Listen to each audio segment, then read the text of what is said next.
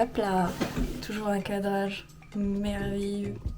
Bonjour, on est le 5 mars 2024. On est surtout le mardi.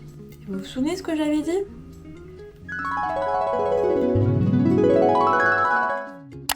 Ok, petite pause nécessaire pour la compréhension de la suite de la vidéo. L'extrait que vous allez voir vient de plans filmés pour une vidéo sur le livre The Artist's Way, un programme qui permet de retrouver sa créativité. Programme que je devais commencer début mars. Pourquoi elle n'est pas montée ? Ça, c'est mon problème. Elle a été filmée en fin février, et oui, j'ai le même pull. C'est la fin de la mise en contexte. Pour la suite de la vidéo, je pense que vous allez comprendre de vous-même. Nous sommes le 21 février, il est 14h42, et je crois qu'il est grand temps de s'y mettre. The Artist's Way. Je pense que je vais essayer de commencer début mars pour essayer de mettre tout ça en place. Bref, j'avais dit que je commençais à faire The Artist's Way lundi, le premier lundi du mois de mars, parce que le 1er mars c'était un vendredi, et que ça me faisait vraiment chier de commencer un vendredi. Lundi, je n'ai pas fait. Nous sommes mardi, il est 9h50. J'ai pas fait non plus. Enfin bref, c'est pas grave. Là, ce matin, je dois absolument passer à la poste pour imprimer des documents très importants. J'ai un rendez-vous aujourd'hui très important. Il faut vraiment que je le fasse avant que ça ferme. Il est 9h51, c'est parfait. J'ai envie de vous prendre avec moi et je sais pas. En fait, j'ai envie de filmer. Je sais pas ce que je vais faire. J'ai rien de prévu. J'ai jamais rien de prévu. Du coup, on va aller à la poste. On y va ?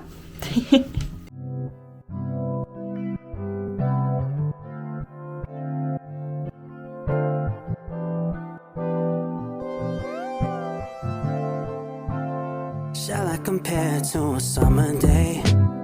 She's the sun, she full of the gray. Quench my thirst, she's my lemonade. The yellow that I couldn't paint.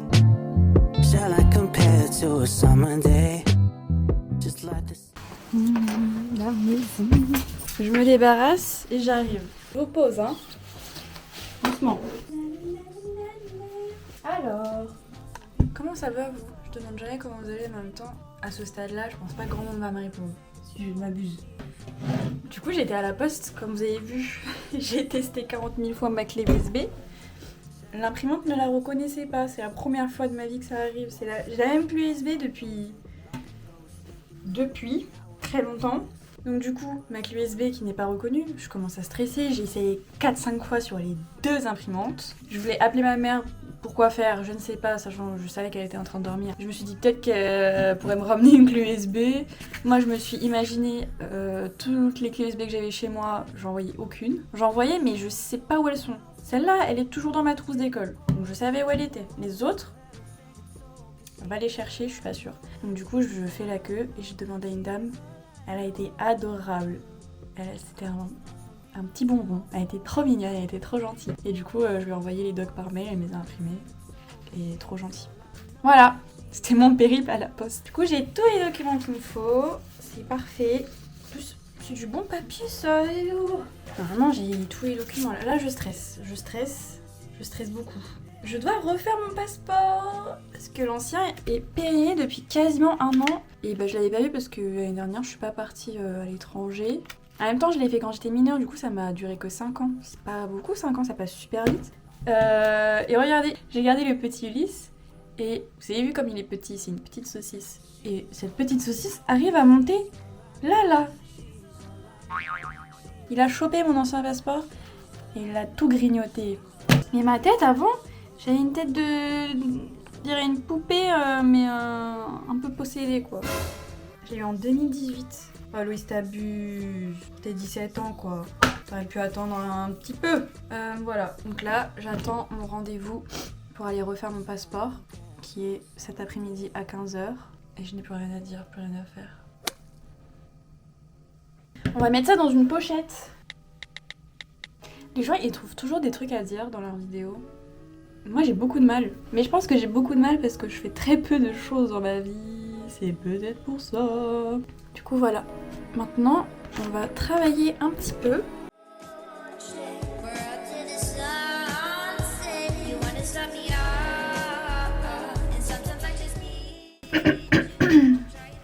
Bon, j'ai quasiment fini la mise en ligne. j'attends les retours de mon manager. J'y arrive pas avec les miniatures. J'ai un gros problème avec ça. Je pense que vous l'avez bien remarqué.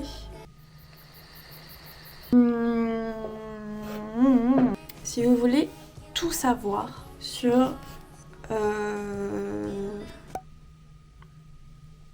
En fait, j'aimerais bien discuter un peu de mon contenu sur cette chaîne parce que je me suis un peu perdue. J'ai toujours rêvé de faire des vidéos sur YouTube, c'est un rêve depuis petite, depuis que j'ai commencé à en regarder, je me suis dit mais waouh c'est trop cool, j'ai trop envie d'en faire, j'ai envie de faire du montage. Et à l'époque ma mère avait un vieux Mac sur lequel il y avait iMovie et j'étais trop heureuse et je faisais des montages et je postais déjà des vidéos à l'époque sur les pet shops, c'était trop cool. Ma première grosse vidéo, mon premier gros montage, je pense que c'était celui de l'anniversaire d'une de mes anciennes amies qui date un peu. Et que pareil, j'avais kiffé faire, c'était incroyable, j'avais trop kiffé avec la musique, toutes les images, j'avais tout filmé avec mon téléphone, c'était trop cool. Et après, j'ai jamais osé. J'ai jamais osé me lancer sur YouTube. Évidemment, à cause du regard des autres, à cause des moqueries, parce que j'étais au collège, que j'étais au lycée, que j'étais pas très bien entourée, j'en parlais pas trop parce que j'avais peur qu'on me dise mais c'est ridicule, mais tu crois que tu peux arriver à faire quelque chose ? Ouais, des trucs comme ça quoi. Alors qu'en plus c'était vraiment juste pour le kiff quoi, j'avais juste envie de faire ça en mode si quelqu'un aime et au pire c'est pas grave, tant pis, je me serais juste amusée à faire une vidéo. Là où je me suis retrouvée un peu c'était sur TikTok. J'en ai pas fait beaucoup, enfin j'y pensais pas tous les jours parce que je pensais à autre chose. Et je kiffais, parce que le YouTube était un peu parti. J'ai mis mes objectifs sur autre chose, qui malheureusement rejoignait quand même YouTube parce que voilà, à ce moment-là, je regardais beaucoup de youtubeuses qui faisaient des écoles d'art. Ça m'a extrêmement donné envie de faire une école d'art parce que je me suis beaucoup retrouvée là-dedans aussi. J'avais envie d'apprendre à dessiner, de faire des belles illustrations, peut-être de les vendre, etc. Puisque ça, j'en ai jamais encore parlé sur YouTube.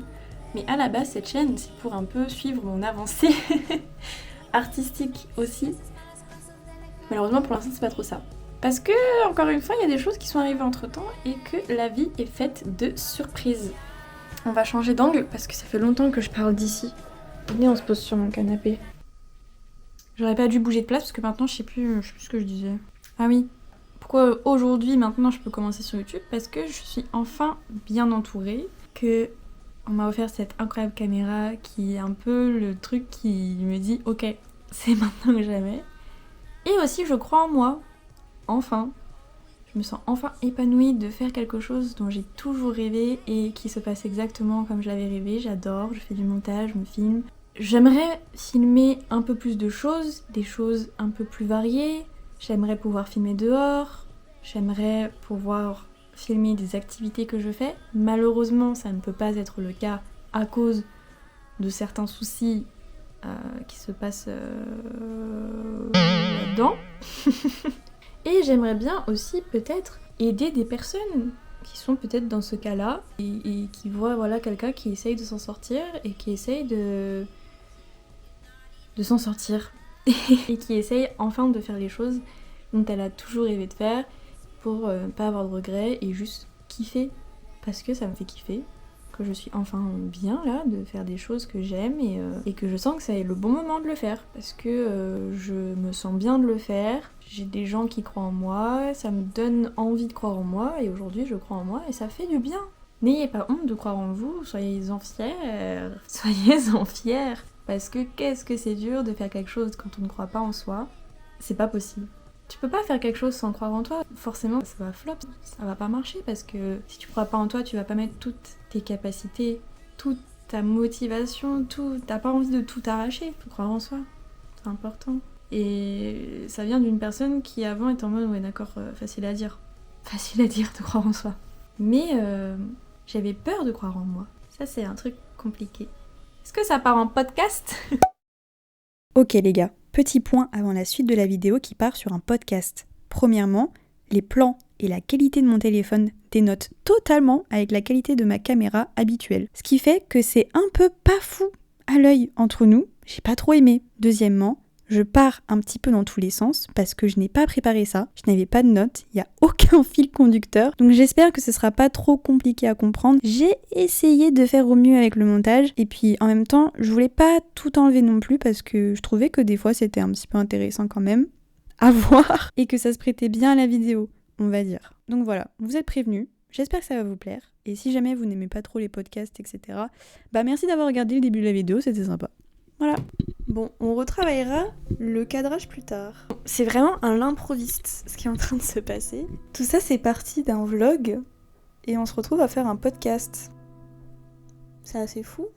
Je sais pas du tout pour l'angle, je sais pas comment ça va être foutu. On va dire que c'est plutôt un test, dites-moi en commentaire si ça vous plaît. Après moi je verrai avec mon manager s'il aime bien un petit peu le truc, mais voilà. Mais du coup j'oublie ce que je disais. Ah oui, j'ai toujours eu cette peur un petit peu de faire des vidéos vues et revues. Mais je pense qu'il faut pas s'arrêter à ça. Je pense que c'est important de se dire qu'on ajoute simplement notre personnalité, notre pierre à l'édifice, et toutes les pierres sont différentes. Il y a autant de pierres que d'êtres humains, autant de pierres que de personnalités, et des personnalités, il y en a autant que d'êtres humains aussi. Donc, quoi qu'il arrive, même si vous voulez trouver la petite chose qui fera que vous ne ferez pas ce que vous aviez en tête, ça ne marchera pas parce que ce sera toujours différent. Voilà, même si vous pensez comme quelqu'un d'autre, il y aura toujours le fait que vous ajoutiez votre personnalité et votre façon de dire les choses. Et vous n'aurez jamais la même façon de dire les choses que quelqu'un d'autre, vous aurez toujours quelque chose en plus qui est vous,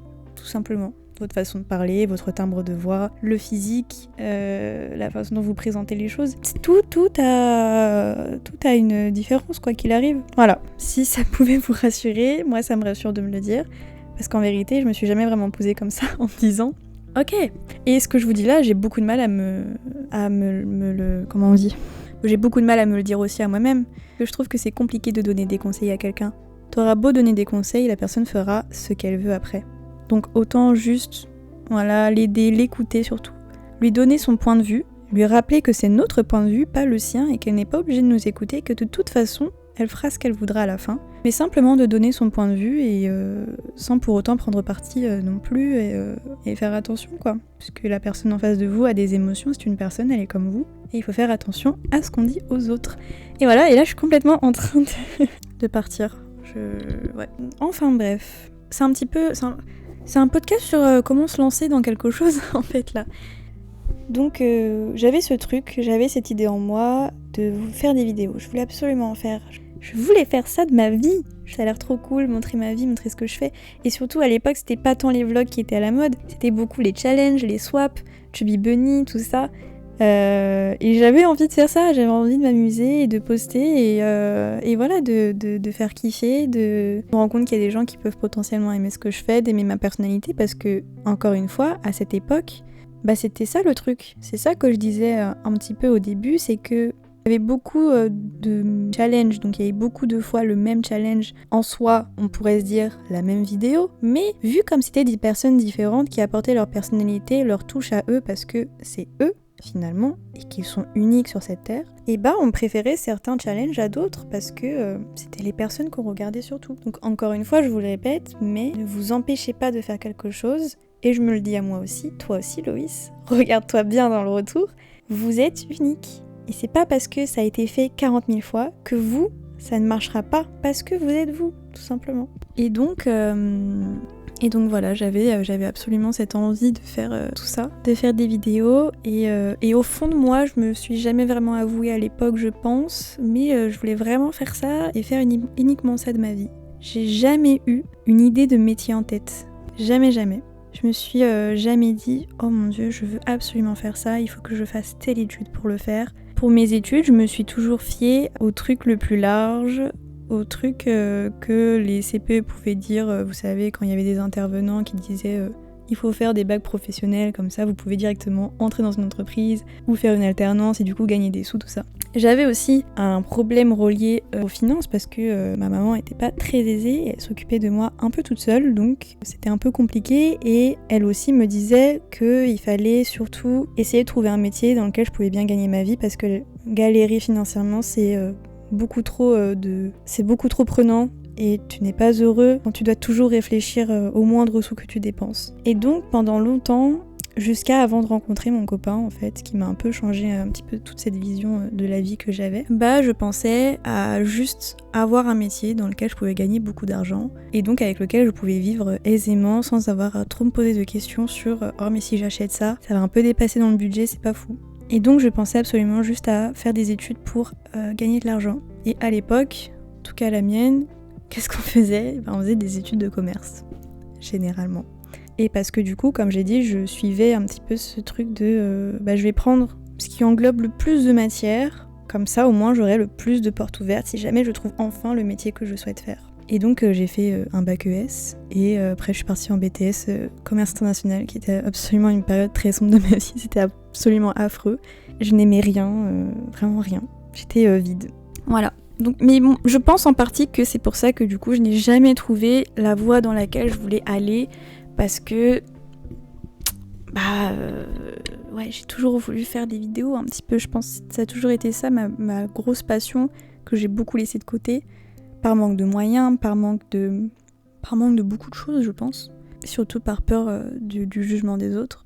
Donc on parlait du fait de croire en soi, qui est, selon moi, nécessaire pour faire quelque chose qu'on a envie de faire. Il faut croire en soi.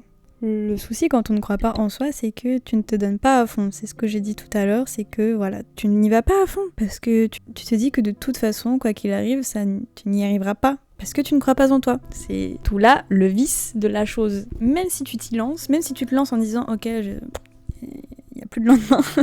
Non, mais même si tu te lances en mode c'est pas grave, au pire.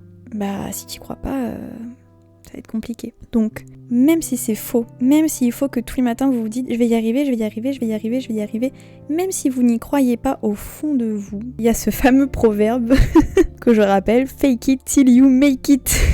Donc faites semblant de croire en vous, de croire en votre projet, à la limite, au pire du pire, et vous y croirez au bout d'un moment.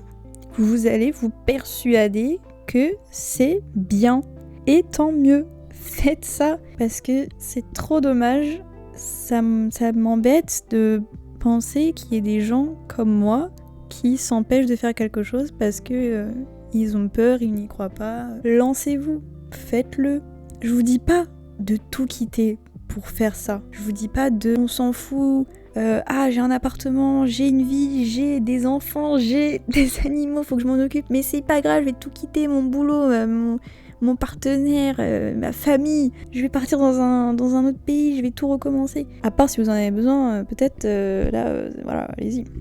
Évidemment, moi la première, j'ai pas tout quitté pour faire mes vidéos non plus parce que j'ai besoin de vivre. J'ai un appartement, j'ai un petit lapin, j'ai des proches, j'ai une vie, j'ai des besoins et j'ai un confort que j'aimerais garder. Donc on peut pas tout quitter pour se lancer dans quelque chose. Si c'est un besoin que vous ressentez, faites-le, encore une fois.